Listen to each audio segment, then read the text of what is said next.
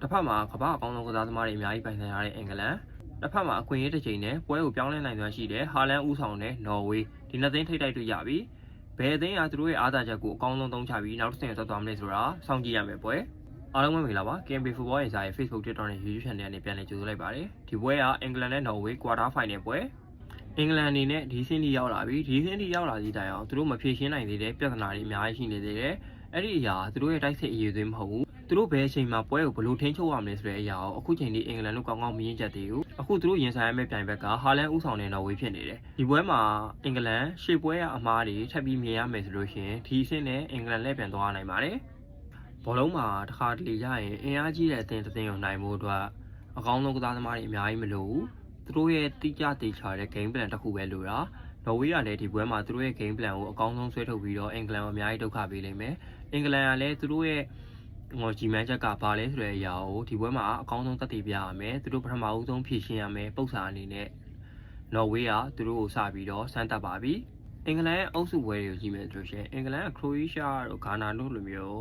ကောင်းမွန်တဲ့အသင်းတွေနဲ့ရင်ဆိုင်ခဲ့ရတယ်ဒါပေမဲ့သူတို့ရဲ့အားနည်းချက်တွေကအများကြီးရှိနေသေးတယ်အဲ့ဒီပွဲတွေမှာလည်းသူတို့ရဲ့အားနည်းချက်တွေကိုကောင်းကောင်းမြင်ခဲ့ရတယ်ဒီအဆင့်ထိ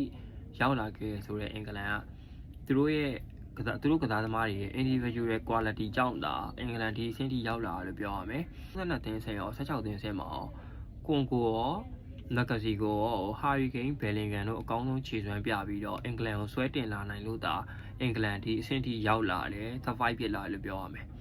ဆိုတော့အင်္ဂလန်ရဲ့လက်ရှိ form အရကြည့်လို့ရှိရင်နိုင်ပွဲတွေတော့ရှိတယ်ဒါပေမဲ့သူတို့ရဲ့ခြေစွမ်းရအားရစရာမကောင်းဘူးပရိသတ်မြင်မှလည်းယုံကြည်ရစရာမကောင်းဘူးပရိသတ်တွေတော့အပြဲတမ်းနှလုံးရောဂါရအောင်လုပ်တဲ့အသင်းတစ်သင်းလို့ပြောရမယ်တစ်ဖက်ကနော်ဝေးကြည့်လို့ရှိရင်နော်ဝေးကကမ္ဘာဖလားကိုဒီနှစ်မှပြန်ပြီးကစားရဲဆိုပေမဲ့သူတို့ရဲ့ရည်ရွယ်ချက်ကတော်တော်လေးအားကောင်းတယ်သူတို့ရဲ့ game plan တွေကလည်းပွဲတိုင်းလိုမှအလုပ်ဖြစ်တယ်ဒီ World Cup ကိုဆက်ဆောက်ဆုံးကြည့်ချင်းမှာနော်ဝေးကအများဆုံးတက်ဒီ16သင်းအဆင့်ထိပေါ့အဲ့ဒီအဆင့်ထက်မကျော်နိုင်ဘူးလို့ကျွန်တော်တို့သတ်မှတ်ထားတာဘယ်မှာစပြီးတော့သူတို့ရဲ့ရည်မှန်းချက်ကိုကောင်းကောင်းမြင်ရလဲဆိုတော့ပြင်သစ်တဲ့ပွဲပဲပြင်သစ်တဲ့ပွဲမှာတပွဲလုံးအရန်နဲ့ထုတ်ကန်သွားတယ်သူတို့နောက်ပွဲအတွက်တေချာပြင်ဆင်တယ်ဒီပွဲမှာရှုံးအောင်ရှုံးမသိငါတို့နောက်လမ်းကြောင်းရောက်လို့ရှိရင်အဲ့လမ်းကြောင်းကနေမှဘလို့အကောင်းဆုံးပုံစံနဲ့တက်မယ်ဆိုတဲ့အရာနော်ဝေးအိတ်ထဲကစဉ်းစားထားတာအဲ့ဒါကြောင့်မလို့ IB ကိုလိုမျိုးကောင်းပါတယ်အာဖရိကအသင်းကိုအနိုင်ခံပြီးတော့တက်လာတယ်နောက်ပြီးဘရာဇီးလိုမျိုးလူတိုင်းကဖလားရစီနေတဲ့အသင်းမျှော်လင့်ချက်တွေအများကြီးထားတဲ့အသင်းကိုလုံးဝ fight game တွေကရိုက်ချိုးပြီးတော့ဒီစင်တီကိုတက်လာပြီအခုလည်းအင်္ဂလန်အလှည့်ရောက်ပြီအင်္ဂလန်ကဟာလန်ကိုဘယ်လိုတားမှာလဲအဲ့ဒီအရာကိုတော်တော်လေးစဉ်းစားတယ်ဘာဖြစ်လို့လဲဆိုတော့အင်္ဂလန်ရဲ့စင်တာဘက်တွေကိုကြည့်လို့ရှိရင်ခွန်ဆာတို့ဂူဟီတို့ဂျွန်စတုန်းတို့ဂူဟီနဲ့ဂျွန်စတုန်းကတော့ဟာလန်အကြောင်းကိုအသင်းဖော်တွေဖြစ်တာကြောင့်အနေငယ်တီကောင်းတီနိုင်ပေမဲ့ဟာလန်ကိုအဲ့လိုတီးုံနဲ့တားဆီးလို့မရနိုင်ဘူးအဲ့ဒီအရာကိုဂါဘရီယယ်ကိုယ်တိုင်ကြုံခဲ့ရပြီဘရာဇီးနဲ့ပွဲမှာဂါဘရီယယ်ဟာလန်ကိုပထမပိုင်းတစ်ပိုင်းလုံးနီးပါအသာစီးရအောင်ကစားနိုင်တယ်ဒါပေမဲ့ cross တစ်လုံးအခွင့်အရေးတစ်ချိန်ကဂါဘရီယယ်ကိုလုံးဝ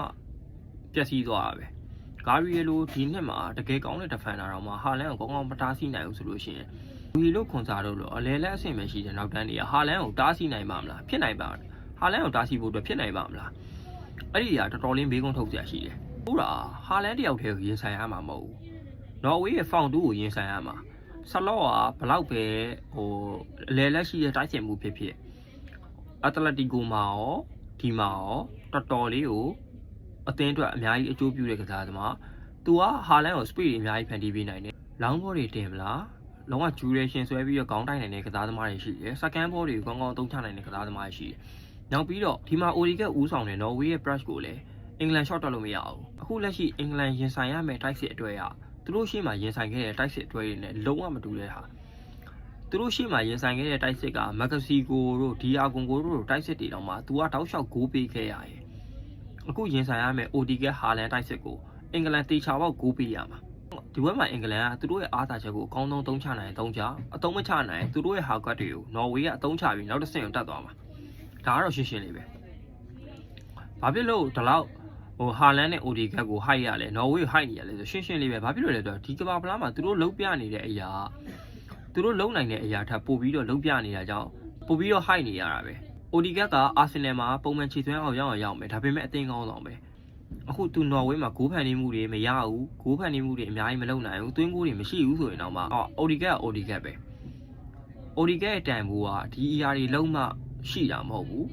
နော်ဝေးအသင်းမှာသူဘယ်လောက်ထိအရေးပါတယ်ဆိုတဲ့အရာကိုတောက်လျှောက်သက်တည်ပြပြီးပြီအဲ့လိုပဲနော်ဝေးရဲ့အားသာချက်ကတိုက်စစ်ကွင်းလေ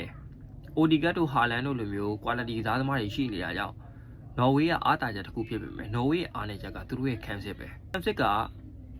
လေးတယ်ရက်တာဖန်တွေအားနေတယ်ဟီရီကိန်းတို့ဘယ်လင်ဂန်တို့လိုမျိုးပွဲရဲ့အခြေအနေကိုပြောင်းလဲအချိန်မရွေးပြောင်းလဲနိုင်စွမ်းရှိတဲ့ကစားသမားတွေရှိတာကြောင့်အင်္ဂလန်တိုက်စစ်ကဒီဘက်ကပိုပြီးကောင်းတယ်ဒီပွဲကတိုက်စစ်ရှင်ပြန်ရမှာထက်မစ်ဖီဘက်တွေကိုကြည့်ရမှာ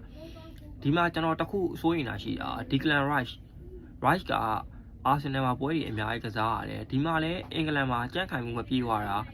ဘယ်ဟာပြဿနာအများနေသည့်တိုင်အောင်သူ့ကိုလုံးဝလူသားလဲလို့မရအောင်မက္ကဆီကိုနဲ့ပွဲမှာ 3-2 နဲ့နိုင်နေသည့်တိုင်အောင်တယောက်ထွက်သွားတာကြောင့် Rice ကလုံးဝနားကျင်မရှိဘူးပွဲချင်းပြေဆော့ခဲ့ရတယ်အခုဒီပွဲမှာလည်းအင်္ဂလန်သားပွဲဆော့မဖြတ်နိုင်ဘူးအနားမပေးနိုင်ဘူးဆိုရင် Rice က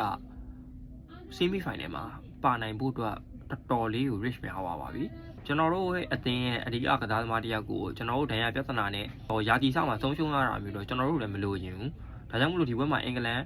်ပွဲစားတွေကဂိုးသွင်းပြီးတော့ဟာလန်နဲ့အိုဒီကက်ကိုကောင်းကောင်းထိန်းချုပ်ဖို့လိုတယ်အဲ့လိုထိန်းချုပ်နိုင်မယ်ဆိုလို့ရှိရင်ဒီပွဲအင်္ဂလန်အေးအေးဆေးဆေးဖြစ်သွားနိုင်တယ်အသင်းတစ်သင်းလုံးရဲ့လက်ရှိဖြစ်နေတဲ့ saturation တွေအကုန်လုံးကတူတယ်ဘာဖြစ်လို့လဲဆိုတော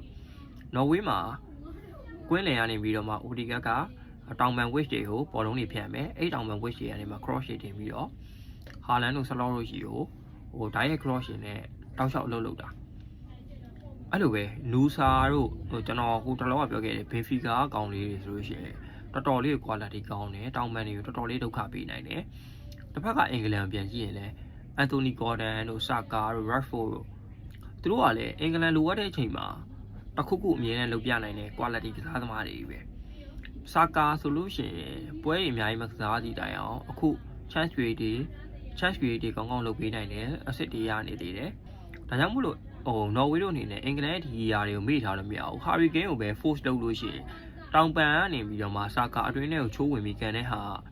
တကယ် quality အရန်ကောင်းပါလေဆိုရယ်ကိုသမားတွေဒါမှကာကွယ်နိုင်တာနေလန်းတို့လို normal ကိုသမားတွေအတွက်ကတော့ဒီຢာတွေကအိမ်မဆိုးဖြစ်သွားနိုင်တယ်တစ်ဖက်ကအင်္ဂလန်ကလည်းနော်ဝေးရဲ့ဟာလန်ကိုပဲဦးတည်ပြီးတော့လူကစားမယ်ဆိုလို့ရှိရင်အဲ့နောက်ကပွင့်သွားတဲ့ space တွေကို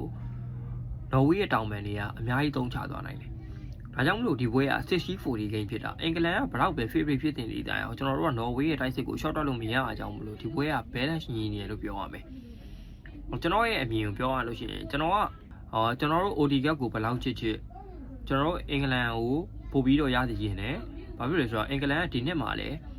သူတို့ရတင်ပြီးရဖို့အချိန်တန်နေပြီလို့ထင်တယ်သူတို့ရဲ့လက်ရှိလူစရင်ရဲ့အရာအတောင်တင်းဆုံးလူစင်းဖြစ်တယ်သူတို့ရဲ့လက်ရှိကစားသမားတွေကအမြင့်ဆုံးခြေစွမ်းဆိုတဲ့အရာကိုမရောက်သည့်တိုင်အောင်ရက်တက်နေတဲ့ကစားသမားတွေမဟုတ်ဘူးဆက်လက်ပြီးတိုးတက်နေတဲ့ကစားသမားတွေဒါကြောင့်မလို့ဒီဘက်မှာအင်္ဂလန်တခုခုလုပ်ပြနိုင်မယ်ထင်တယ်အင်္ဂလန်ရဲ့အားသာချက်ဆိုလို့ရှိရင်ကစားသမားကောင်းတွေများတာတခုပဲမဟုတ်ဘူးတူချေအင်္ဂလန်ကိုကင်ပြီးနောက်ပိုင်းအင်္ဂလန်ရဲ့ရည်ရွယ်ချက်ကရှင်းပါတယ်နိုင်ပြီးတော့ငါတို့ရတဲ့နည်းနဲ့ရသလိုအသုံးချပြီးတော့ဒီပွဲကိုအနိုင်ခံပါပဲအဲ့ဒါအင်္ဂလန်အားသာချက်ပဲအခုလက်ရှိအင်္ဂလန်အားသာချက်ကတော့စပ်ပြီးပဲစပ်ပြီးမှာဒီဂရန်ရိုက်တို့ဆာကာတို့ရှိတာလုံးဝအင်္ဂလန်အားသာချက်ပဲနောက်ဆုံးဒီပွဲကမိနစ်90ထိတည်ကြမယ်ဆိုရင်တော့မှအချိန်ပုံမှာအင်္ဂလန်နိုင်မှုအတွက်အဲ့လောက်ထိခဲရင်မှာမဟုတ်ပါဘူးဘာဖြစ်လို့လဲဆိုတော့သူတို့ရဲ့ bench မှာရှိတဲ့ကစားသမားတွေက quality ကစားသမားတွေတအားများတာကြောင့်နော်ဝေးနဲ့ရှင်လို့ရှိရင်တော်တော်လေးကိုကွာပါတယ်ဘရာဇီးနဲ့ပွဲရတော့နော်ဝေးတို့တခုခုလုပ်ပြနိုင်လားဆိုတဲ့အရာကတော့တော်တော်လေးစိတ်ဝင်စားဖို့ကောင်းတယ်ဒီပွဲမှာအင်္ဂလန်တို့မိနစ်90လုံးအပြည့်အဝအာယုံစိုက်ကမယ်အာယုံမစိုက်နိုင်လို့ရှိရင်ဘရာဇီးခံခဲ့ရတယ်လို့မျိုးအင်္ဂလန်နဲ့ခံသွားနိုင်ပါတယ်အိုဒီဂက်ရဲ့ pass တစ်ချက်စပေးရတဲ့တစ်ချက်ကဟာလန်ကတကူဖြစ်ပြောင်းလဲနိုင်တာကြောင့်အင်္ဂလန်ခံစစ်ကအများကြီးအန်ရရှိပါတယ်ဆိုတော့ကျွန်တော်ရဲ့ prediction ပြောရရင်အင်္ဂလန်ကလည်း150နဲ့လောက်ပေါက်မှာဟာရီကိန်းကလည်းဒီတကူရရဲ့မက်ဆီရဲ့တစ်နှစ်တာအတွင်းဂိုးသွင်းအများဆုံးစံချိန်အမိသွားပြီဆိုတော့သူလည်းဂိုးလိုချင်မှာတော့အမှန်ပါပဲဂိုးလိုချင်သောနဲ့ဟာရီကိန်းဂိုးတွေမဖြုံးတိဖို့လိုတယ်ရတာလည်းအခွင့်အရေးတွေကိုအကောင်းဆုံးသုံးချပြီးတော့ဒီပွဲမှာအင်္ဂလန်နိုင်သွားမယ်လို့ထင်ပါတယ်ကျွန်တော်တို့ရောဒီပွဲမှာအင်္ဂလန်နိုင်မယ်လို့ထင်လားဟာရီကိန်း900မယ်လို့ထင်လားဒါမှမဟုတ်ဟာလန်ကတခုခုလုပ်ပြပြီးတော့နော်ဝေးနောက်ဆင့်ထိဆွဲခေါ်သွားနိုင်မလားဆိုတဲ့အရာကိုcomment မှာဝင်ရောက်ဆွေးနွေးခဲ့လို့ရပါတယ်ကြည့်ရှုအားပေးသူတအုပ်တစ်ယောက်ချင်းစီတိုင်းကိုကျေးဇူးအများကြီးတင်ရှိပါတယ်ဗျ